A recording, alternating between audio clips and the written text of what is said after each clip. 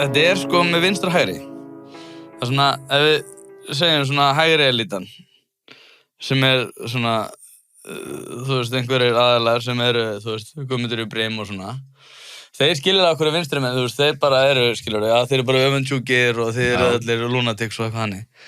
Með svona vinstri, svona kjarvalelítuna, þeir skilja ekki af hverju fólk fílar ekki þeirra hugmyndir. Og þeir bara skilja ekki út af þetta þú veist, ég með svo frábæra hugmyndir það hvernig þú átt að haga þínu lífi. Og þetta sko snilldar hugmyndir, því mun líða miklu betur ef ég fæði að stjórna, sko. Og það munurinn. Það munurinn á þessu. Það engin skilningu þannig milli, sko. Það bara, þau ná ekki þessu. Og ég segi, allir þessi hægri menn, þeir bara vita, ja, þetta bara öfundsjúkt lið, skilur sem vil taka peningana undir einhver ríkiskassa þar sem að þeir munu endur skipuleggja það og móka þeim í einhverja vesalinga, sko, sem að reyndar fá aldrei þessa peninga. Við erum byrjað bara. Já, við erum byrjað, það ekki? Jú, held ég. Ég ætla að taka trikkið þitt, manstu, ég vissi að þú myndir beita því á mig, sko.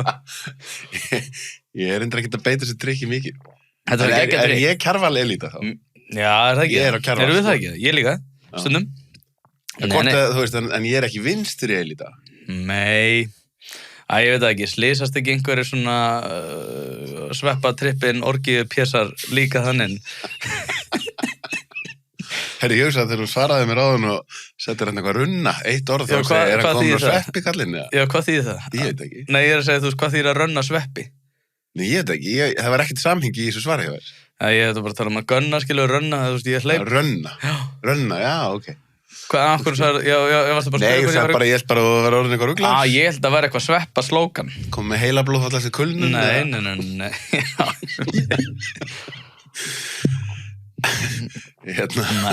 En að því vorst að tala þetta með hægra fólki sem að skilur að vinstra fólki sé bara öfundsjúkt og eitthvað svona. Það var mér svolítið áhugavert að því ég dáist nú alltaf mikið á hann frosta mínum að nenna að vera að hjakkast í þessum hlutum sem hann að setja mikla athygli á, sko. Já. Minnst það aðdánavert, því að ég bara svo þreyttur ef ég að lesa allar þessar fréttir og djöflast í þessu liði, sko.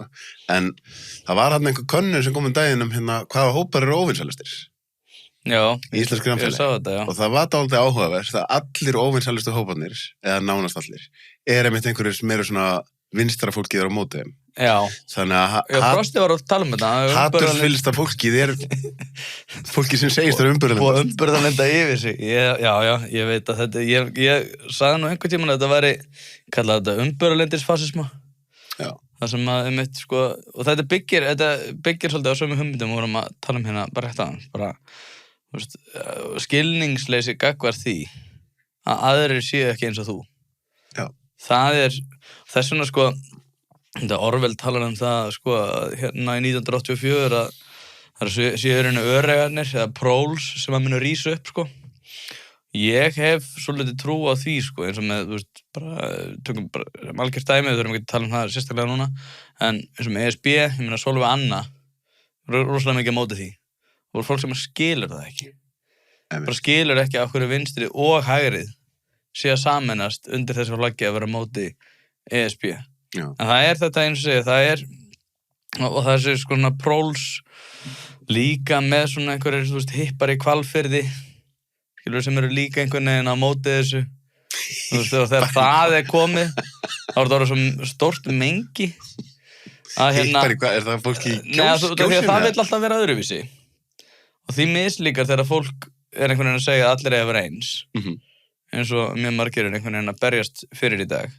Mér þykir það svolítið að vera grunnpælingin í þessu. Það rosalega mikið barist fyrir því að fólkið sé eins. Og þá verður náttúrulega, það svo svakalega mikið umbörlendi og það bara, við erum svo svakalega umbörlend gagnvart þessari einsleitni það að allir eiga að vera eins. Þegar einhver verður öðruvísi, þá erum við rosalega óumbörlend.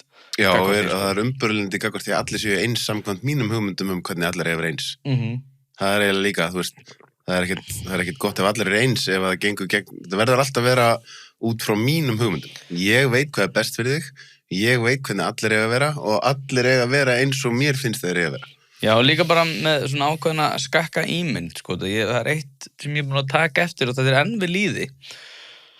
og ég fæ skjáskot á svona ýmsum hópum, líkamsvirðingu og hópar gegn einhverju ofbeldi og mismunandi hópar gegn alls konar dóti, að þeir setja alltaf hlekka á einhverja slóð og segja, skilurðu, þetta var örugglega dæmið þegar þitt mál stóð sem hæst, sko, það er einn sem er að segja Sölvi Tryggva sé í lagi og kannski sé eitthvað athugavert við þetta.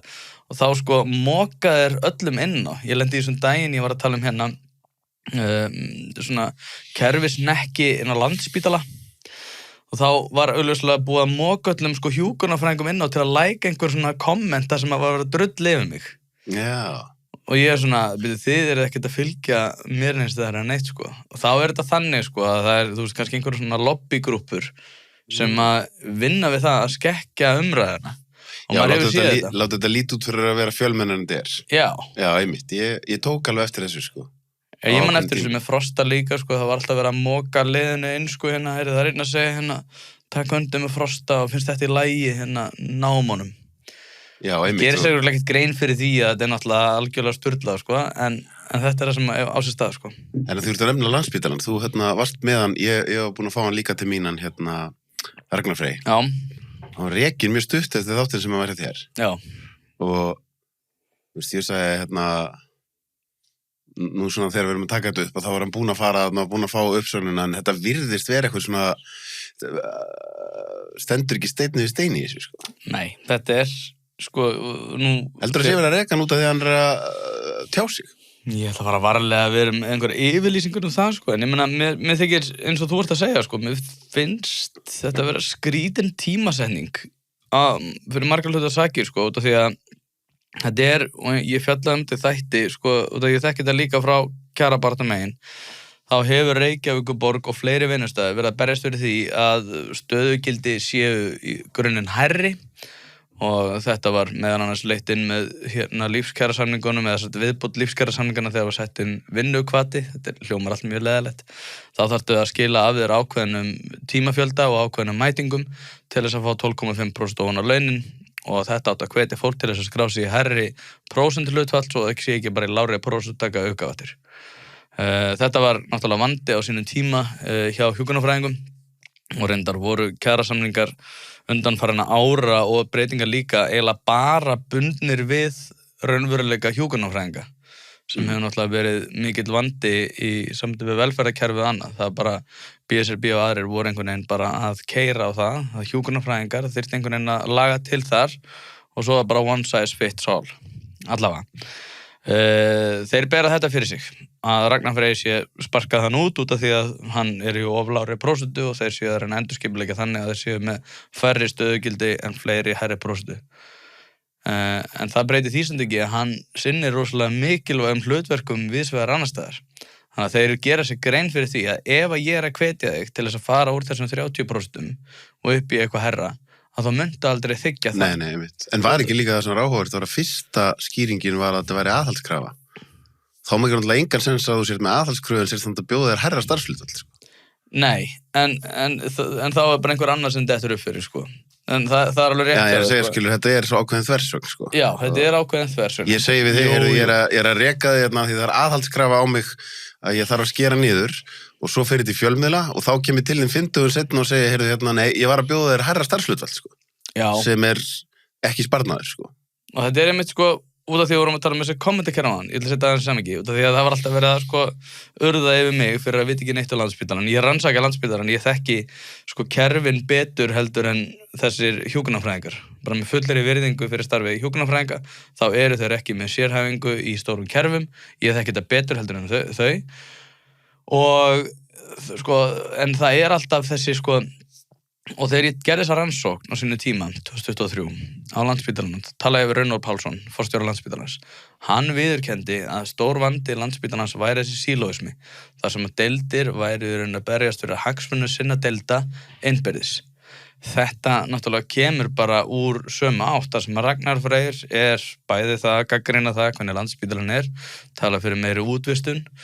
Það er bara hættulegt fyrir ákveðna deildir sem að munu þá þurfa að endurskipuleggja sig, fá minna fjármagn, missa ákveðin verkefni og það er alveg hægt að færa rök fyrir því að það sé vont að missa ákveðin verkefni út af því að ef að sérhæfingin fer með lækninum sem að kannski fer út í einkarekstur að þá getur komið upp bráðatilvik þar sem að sérhæfingin er ekki innan hús og veldur því þá að þeir lenda í kröppum dansi sérstaklega á bráðamóttökunni þar sem að þeir þurfa að vera að flytja sjúklinga á milli eða jafnvel hafa ekki aðgengi að þessari sérþekkingu. Það er alls konar svona jafnvægislið sem þú þarft að finna en hins vegar þá er þetta eins og þú varst að segja þá heldur þetta ekki alveg vatni með Ragnarfrey út af því að þeir segja, heyrðu, við ætlum að hagræða með því að láta hafa herra starfshlutfall en ég held að þessi bara hagræða út af því að ef þetta er hagræðing sem að mér þykir þetta ólíklegt, ég held að þetta sé ákveðin þöggun í honum en í öðru lagi að þeir vita alveg hann er ekki að fara þykjast starf hann er með gigtastöðuna, hann er með fleiri úrræði þar sem hann er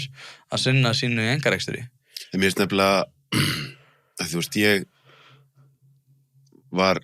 ég man að hvort við áttum í einhverju samskiptum í kringum COVID, ég og hann og þar voru við aldrei ósammála sko, sem ég virði það alveg, hann var yfirlæknir COVID-deildarinnar og sá þetta svolítið allt út frá þeim glerum, en við vorum bara ósammála aðgerðir stjórnvalda, þú veist, hversu langt þetta gekk og hvað þetta varði í langan tíma.